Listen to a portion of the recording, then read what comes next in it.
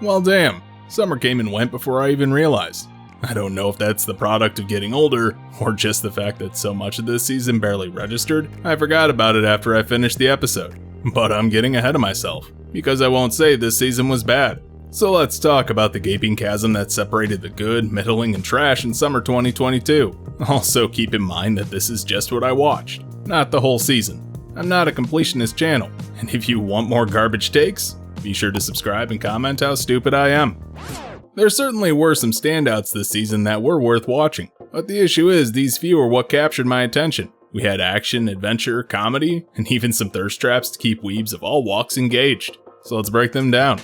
Lycoris Recoil was probably the underdog success this season, when stacked up against the likes of Made in Abyss and Overlord, a series that had no previous baggage that blended action and slice of life to create a mystery about a plot that felt like the characters were pawns in it rather than the main movers, since their actions led to slow reveals that kept me on the edge of my seat. And no, it wasn't just Chitose's massive assets.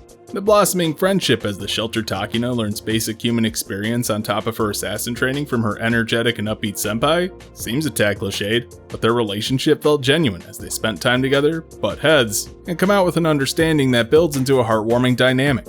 It's a tight package that weaves some different genres together in a cohesive way so the world gels, and I was liking it quite a bit. The art direction was a treat as well, with the action looking crisp, clean, and extremely hyped through tight editing and eye candy aplenty. If you're sleeping on Lycoris, go ahead and correct that. It's a top-notch series to scratch your action itch. There was a lot to like in YUREI DECO, a series packed with personality about a small ragtag group seeking mysteries in a city run by a tyrannical organization.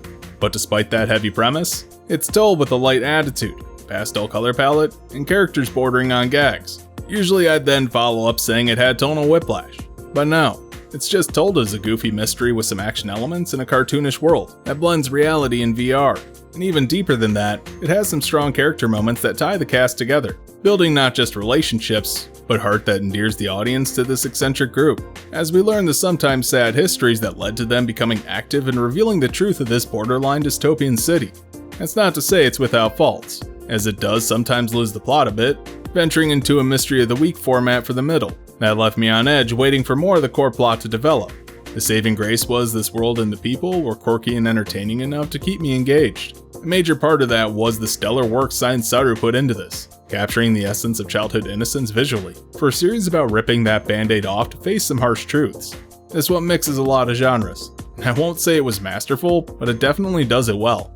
It's a damn shame Isekai Ojisan hit some production problems this season since what we got was pretty damn entertaining, working as a parody of Isekai, poking fun at the generational age gap, and honestly managing to be a wholesome story about a kid and his uncle bonding gave this an emotional edge. In my preview I said that this would live and die if it could branch out from that simple gag premise, and it definitely did. It has the right amount of anime and nerd humor, while showing the characters aren't defined by that personality trait, as they work to make their own paths in society, catching up on what they missed, and finding out what family really means.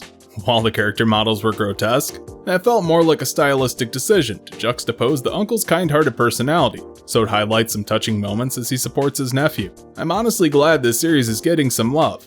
While the stories behind the scenes show a troubled production plagued with abuse, ultimately I'm gonna err on recommending this series. Not just was it enjoyable, so I have no problems doing it on that front, taking into account the issues that the staff has suffered.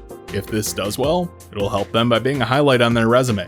You know, I'm all about Made in Abyss. I love this franchise to death, enough that I've pretty much bought most of the manga for it. With its optimistic look into the depths of despair, and how the cast continually pushes forward on their adventure. For taking place in a literal hole in the ground, this series feels grand. And with the entrance into the 6th and most dangerous layer to date, the 2nd season geared up to wow audiences. And while I definitely did like this arc in the series, it felt as though the author was experimenting a lot more with their world, by telling a contained side story about another group of adventurers who met their journey's end, and how that impacts Riko's trip further into the abyss. Like, I appreciate the ambitiousness of expanding the lore, but I'm not convinced the Hollow Village is all that interesting. But really I think my main problems is how this arc was adapted. By telling it a little bit out of order, they gutted most of the emotional revelations. Now that doesn't mean it isn't solid, but it is one of the weaker sections of Made in Abyss. And yeah, that might seem a bit harsh on it, but I'm pleased to see this receive a 2nd season at all. So check it out. Hey, Yofukashi no Uta was just a plain fun series.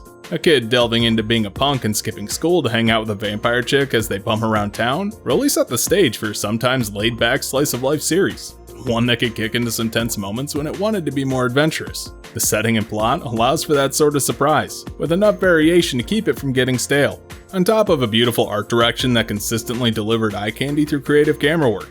There actually isn't anything I could complain about this one, as the cast is likable, has their own issues they're dealing with in their own way, gels as a group, and creates a dynamic that makes you want to follow whatever they're doing that week, be it fighting other vampires, running a massage parlor, or heading to the pool. Now the romance subplot could arguably get on one's nerves, but it feels less like a key point of the story, like it's not the main focus, and more an excuse to have the cast interact, the unreasonable jealousy being the only reminder it even exists as part of the story at times. But that actually ends up leading to resolutions in the plot, through communication, instead of just stewing.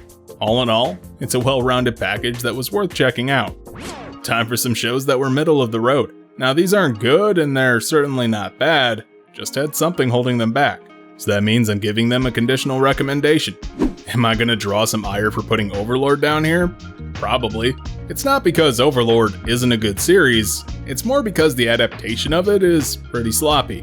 A lot of what makes this franchise enjoyable ends up on the cutting room floor, and that sucks. But it's still about Ein stepping into this world as a far more powerful entity than anyone else, and asserting his dominance, even if that's not necessarily his intentions.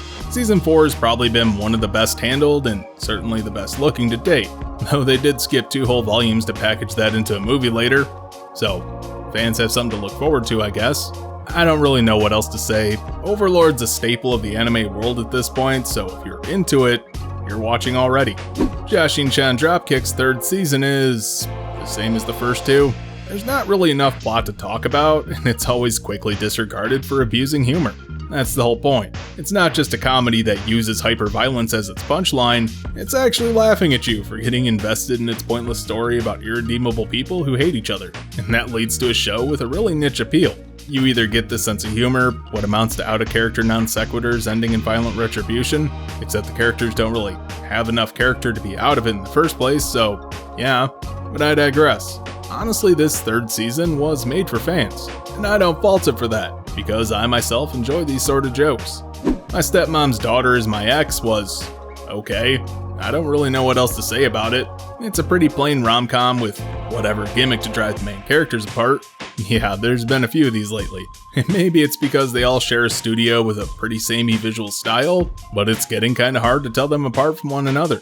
So there's a main guy and girl with romantic tension between them as they go through their usual school bullshit, and whatever little shared secret or quirk of their relationship is what keeps them together, while also causing most of the conflict. Is that predictable? Extremely so. Bad? Not really. The main characters in this one are both insufferable, narcissistic, jaded nerds who are made for one another, but their previously soured relationship, while also keeping up the airs of a happy family for appearances, is the main driver for most of this series' conflict and gags. It works well in the comedy, and illuminates why some of these otherwise creepy feelings exist, like jealousy that the guy is hanging out with another girl, or that the girl is making more friends. If you're looking for a rom-com on the awkward side this season, this is probably worth a look, since it's on the entertaining side of quirky, with characters making one another miserable, and they both deserve it. Prima Doll had a lot of potential, with an interesting world, cute characters, and a solid message about the nature of purpose and who defines your role in life. And those are some nice elements that could lead to a solid series, but it falls short. Yeah, this was developed by Keep, so immediately we're in the cute girls doing a thing genre, with the gimmick this time being their androids working at a cafe. Mix in a post-war setting where these androids were the pivotal weapons, now banned from military use, and these functionally human entities now struggle to find a new reason to exist in peacetime.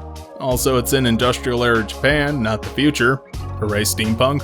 That's a quirky enough mix on its own, but add in singing and the multimedia project roots come into focus. Though that seems par for the course for these sort of things now, that they have a really solid backing and waste it with no substance, since it also relies on the cliched key trap of cute girls, the hyper-fixated personality trait that's played for Moe, turning into a hugely depressing backstory. Yeah, that's expected at this point, but rather than playing it out like once or twice or 4 times over 12 episodes, it's doing it practically every episode with each character. That's not just overkill, It's predictable, as the show tries to make me cry over fairly mundane wartime backstories, rather than getting me invested in the cast first. This is on top of the actual storyline being buried so deep it takes forever to get off the ground. It's not exactly bad, it's well animated and has good ideas, but tries for gut punches in the feels too often it becomes more grating than emotional. So watch if you can tolerate that shit. Soredemo Ayumu wa Yosetekuru was a pretty comfy show of little consequence. More of your usual high school rom-com with a stoic guy crushing on a spunky senpai. Yeah, it did its job well on pretty much every front, which means giving this review is pretty hard, when I'm essentially just trying to justify saying it's okay. See, the thing is, these sort of shows are a dime a dozen, which leads more into being a fan of this genre rather than any particular show, and this one doesn't really separate itself from the pack. Now, that's not always a bad thing, since it can end up in someone's binge list years down the line even, so it's got passable jokes that can occasionally bring a laugh, a cute relationship dynamic that doesn't really get too old, and the usual frustration of just confess already pretty much boils this down into a serviceable package that'll appeal to fans of these sort of shows. So check it out if you like them. I may upset some people by placing Kumichou Musume to Sewagakari down here, but I've got my reasons. The plot was mostly fine, with a badass Yakuza thug taking care of his boss's daughter to keep her safe and happy, as she infects them with some much needed mellowness to round out everybody's edges. Now that's not exactly a groundbreaking premise, but it's handled well. It's ultimately a slower paced show with some mild laughs, using humorous situations rather than actual jokes to sell an upbeat atmosphere, and just some really wholesome moments, while also not fundamentally changing who these characters are. It doesn't really shy away from the fact that these people are still criminals and thugs, but rather than beating someone within an inch of their lives, they'll just rough them up a bit. The animation worked well to create a cozy atmosphere, and this will definitely appeal to hardcore slice of life fans, or those looking for a cooldown show after seeing something that required a mental investment. It's just not what I was looking for this season, and I've seen plenty of these sort of shows, that it's not exactly standing out in the relaxing slice of life genre. It does have appeal though, so if that sounds like something you're interested in, check it out.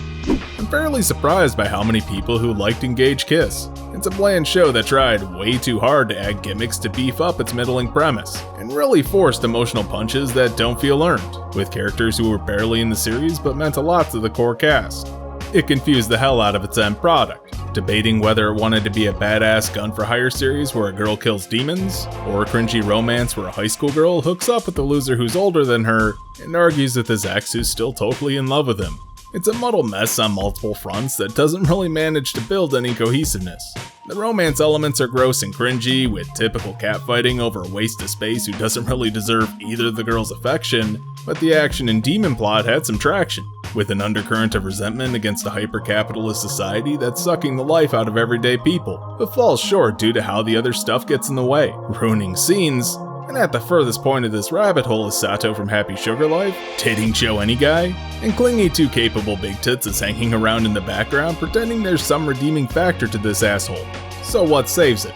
Well, while the action plot is sidelined at times, it's honestly really well animated, and makes for some killer moments. Sadly, the fact that the comedy overrides some of the action too did deliver a few chuckles, even reinforcing the series' capitalistic message. So let's say it barely inked its way into this placement from being trash on that merit alone. At the end of the day, it's pretty much a generic show that'll fade into the ether as soon as this season's over, with no one left to talk about it. With that out of the way, let's look at what I would describe as bad. These shows I wouldn't recommend people to watch, for one reason or another, and usually multiple, so let's talk about them. Apparently I'm not the only person who soured on Rent a Girlfriend. My real question is, what took everyone so damn long? Was it the insufferable jackass, the harem brain that forced all the girls to be sucked into his orbit, or the pathetic horniness that finally broke this series' grip? Sad thing is, Season 1 had all that stuff too, so I'm not sure why people are just now noticing this anime is a dumpster fire. I've not really made my issues with this one a secret, especially after that scathing critique, but the main character of this series is a loathsome piece of trash we're apparently supposed to root for, because the story itself keeps reiterating he knows he's a piece of garbage and then he tries to improve himself, but then he just doesn't. Yeah, that alone would be enough to ruin this show, but adding the harem element is just icing on the cake here, so it's pretty damn bad. I dropped this season after the first episode when I realized I didn't care if I watched another. In fact, I felt better realizing I hadn't. It's honestly a shame this series looks so damn good and has so much effort put into its stylistic presentation, since it's a complete fucking waste. I was pretty hard on Smile of Arsnotoria in my preview, and since it's way down here, I think it's safe to say I was justified. This show suffered some serious confusion on what it wanted to be. There's like zero connection between the slow-paced slice of life stuff and the darker plot weaved in the background, that after a few episodes, I'm fairly certain the show wasn't even bothering to marry the two at all. Our core cast of 5 girls are all stereotypes without strong personalities outside those archetypes, pretty much telling you exactly how every conversation is gonna play out, at least once the topic's introduced. So, boring cast, tonal whiplash, and ultimately nothing to hold my attention. The real heart of this issue is the series otherwise looks wonderful, with painfully over-designed characters, telling me the studio wasn't at all sure what they wanted out of this anime. Oh, and when the source is a mobile game, there really wasn't much hope for this to be a success. One of the rare cases of a good-looking failure of a show. Hoshi no Samedare was pretty bad. I'm not gonna lie, it's a bit of the opposite problem we just had, where the story itself is decent, but the anime adaptation here is just abysmal. Handled by a studio notorious for rush jobs, really didn't help this one out.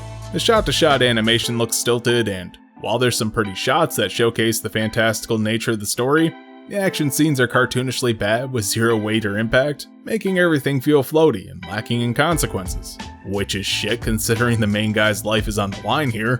There's certainly better action series out there to watch than this, but if you're really looking to experience this story, like the characters are plot hooked to, I hear the manga's pretty damn good. It's just a damn shame it got such a garbage adaptation to sour potential new fans. So definitely don't watch this anime. Yeah, I don't really care if I get some heat for this, but the second season of Hataraku Maou-sama was pretty damn awful. It suffers from a lot that's not necessarily part and parcel to the product itself. Yeah, I'm gonna come out and say it. Nostalgia plays a big factor in its placement down here, where the original season happened so long ago when the whole Otherworld thing was still fresh. Not to mention the tropes were just less played, so that helped in its success too. But this season with a new studio, almost an entire decade grinding what made the first season special into the ground, and a plotline that feels tacked on compared to the pretty tight first season, left me feeling bitter. Like, okay, I get that it's part of the deep lore of this series, but suddenly dumping hitherto unaddressed shit on the audience, and expecting them to just gobble up this random moe block daughter, feels like a complete cash grab. Why bother bringing it back when the first season had something close to a decent ending and was still getting recommended for people to watch? Fairly regularly, I might add. Well, because I've already drenched this review in pessimism, the IP owner can rake in some extra cash and drum up interest in the first season, as well as the light novel since they wrapped up 2 years ago. I was expecting more, despite me trying to temper my expectations. And hey, I still came out disappointed.